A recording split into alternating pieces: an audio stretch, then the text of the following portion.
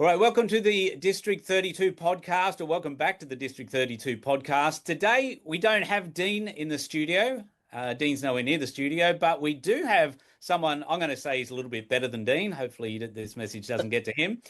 Mr. Paul Claessen. Mate, I am so excited that you've come on this podcast because what you've explained to me is pretty much exactly how any novice or experienced person can make a business incredible. I think so. I hope so. Yeah. Well, it sounds like you've done that a few times, both for yourself and for other people as well. Mhm. And I love the framework or the pathways, I think you call it, or the Pathfinder. Pathfinder that you've put together. So this is going to be a series of 4 podcasts with Paul, because just to cover the different aspects of the Pathfinder. And if you've got a business, you're looking at going into business or anything like that, Paul, Dean's taught us a lot about sales, and this is going to be a whole new aspect of the whole business. So, Paul, can you sort of introduce us to the whole, I guess, Pathfinder way for business owners? Sure. And look, I'll give you a super quick history. Super quick history. A lot of people, when they start business, they're very, very technically excellent at whatever the business is that it does. They could be an electrician, they could be a recruitment consultant, an IT person.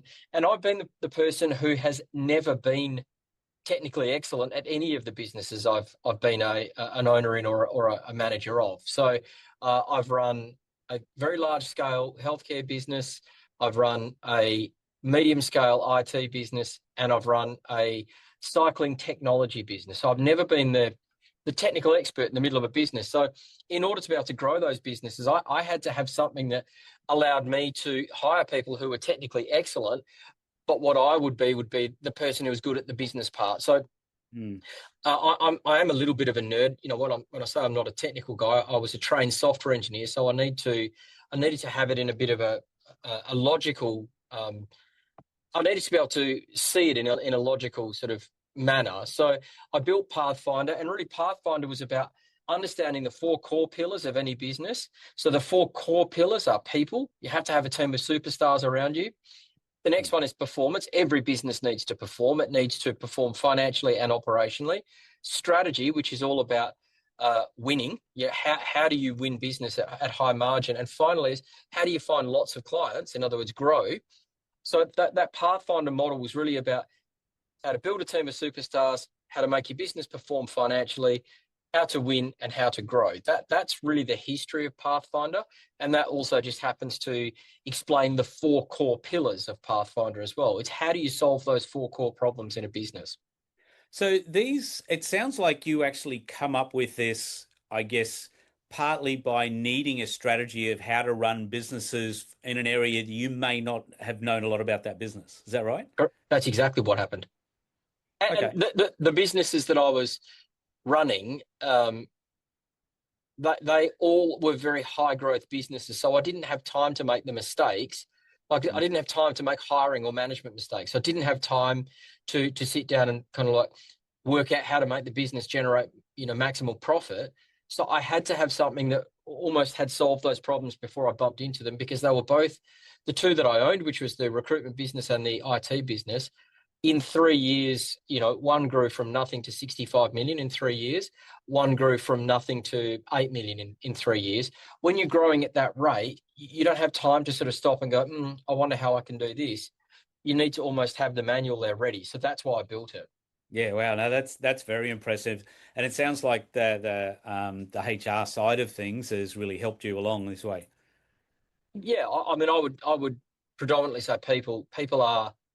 You can talk about AI until the cows come home. I'm not a believer that AI will replace jobs. I'm a huge believer that AI will mean that there are way more jobs. Mm.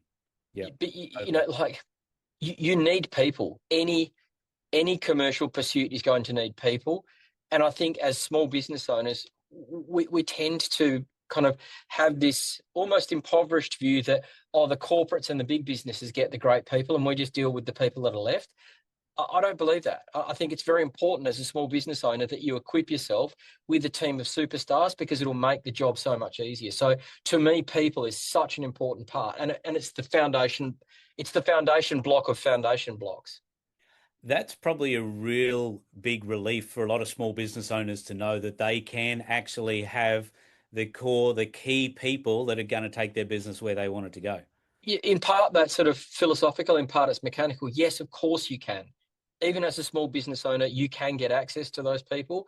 But I think the philosophical thing is small business owners need to actually flick that little switch in their mind and say, I deserve great people. I think a lot of times small business owners might think, oh, I don't deserve them because I don't have anything to offer them.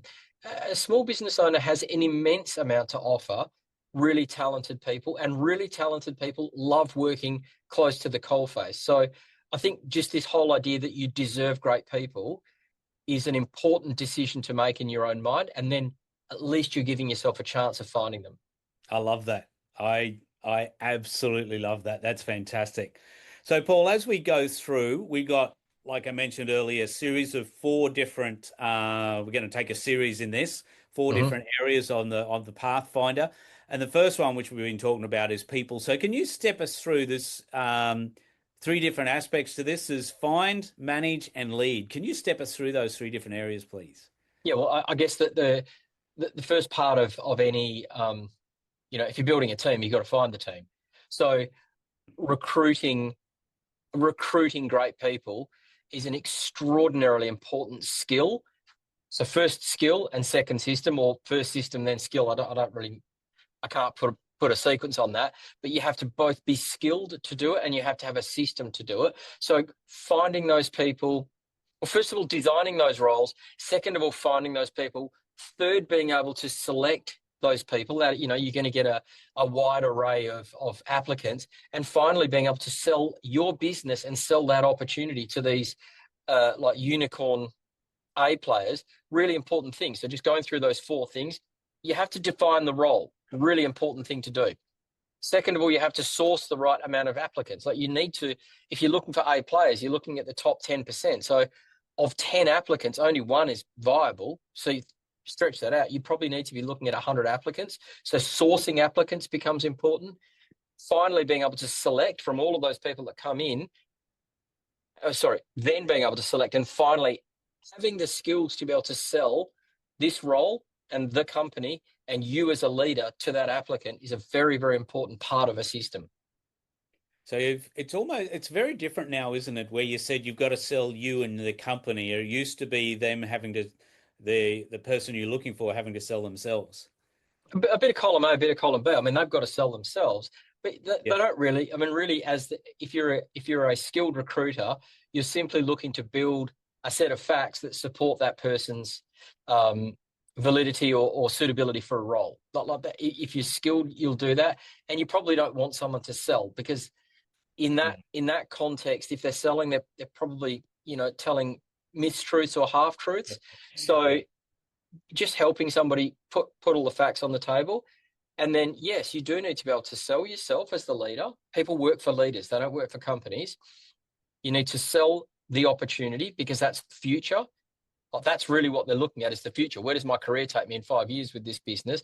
And then sell the company, which is just about the environment. Like, who else are they working with? Like, A players don't like working with people who aren't A players. So unless they can be very satisfied that there's a team of A players, they're likely not to take your opportunity.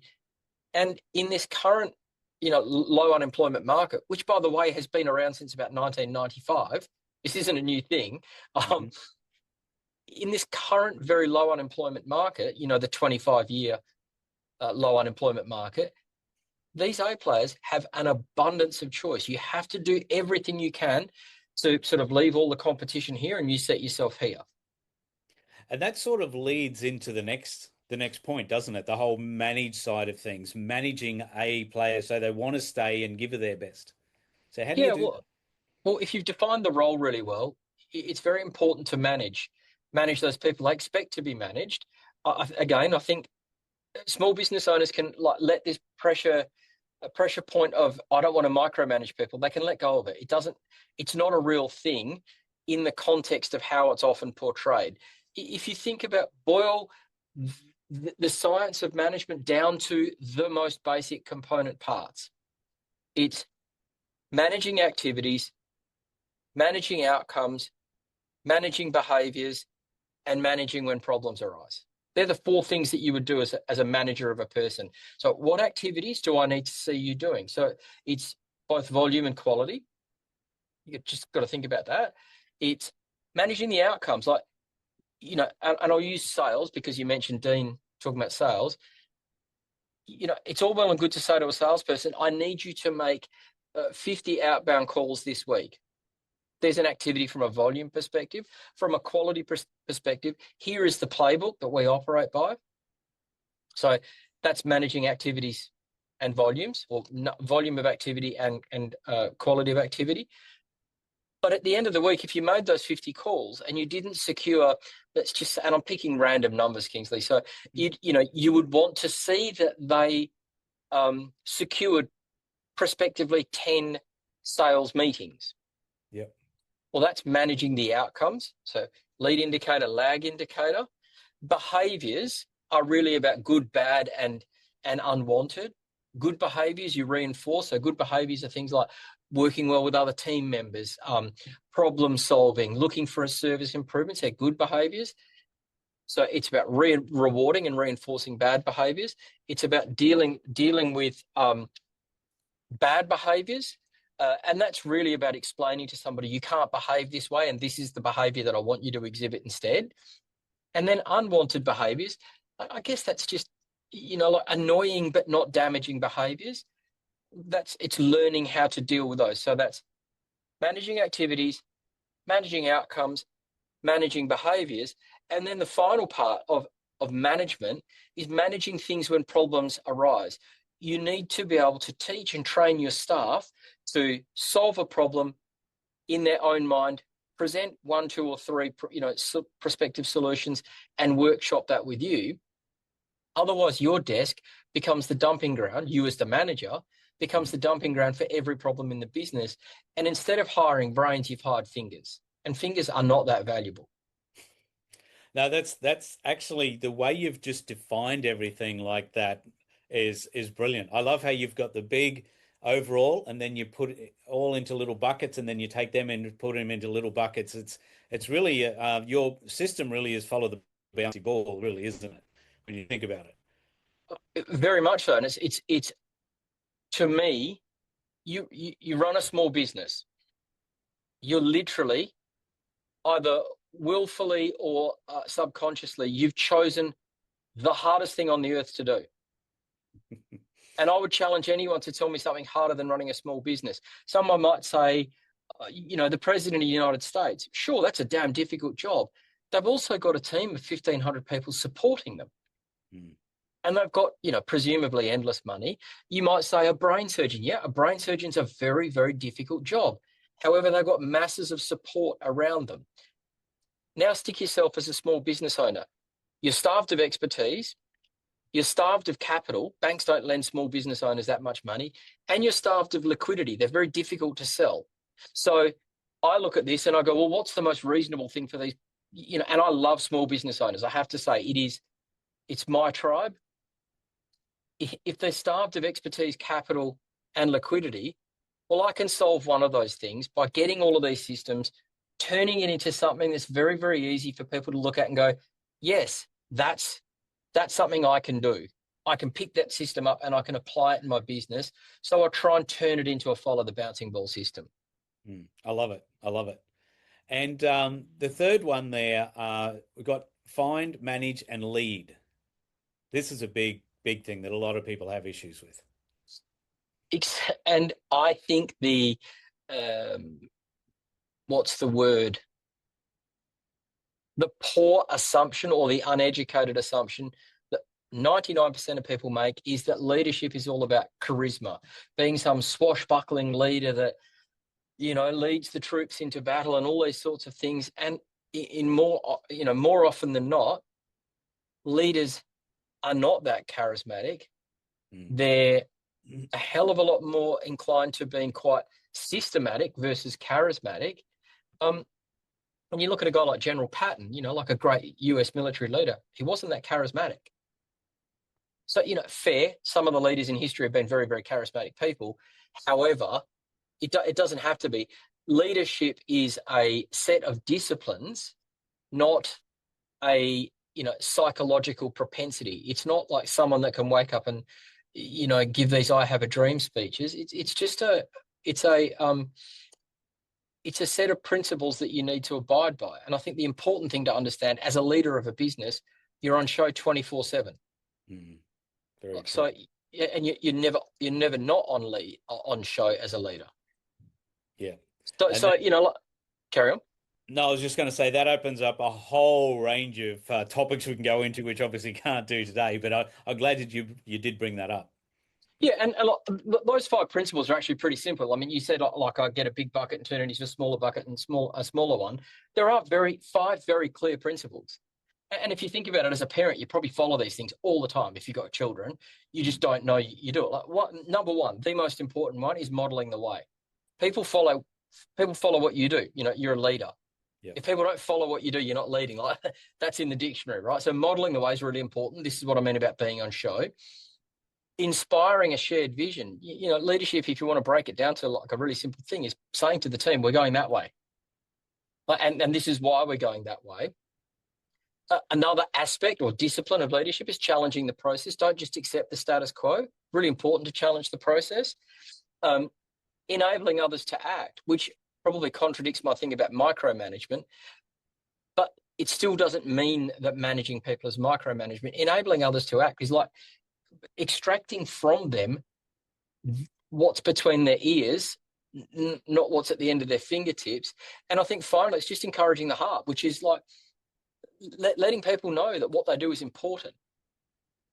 So if you can enact 1, 2, 3, 4, or 5 of those disciplines, irrespective of how charismatic you are, if you're systematic about it, you can be a great leader. But the best thing about leadership, if you are a great leader, is you get more of your staff. It's never a guarantee, but you get more of your staff into what's called the discretionary effort zone.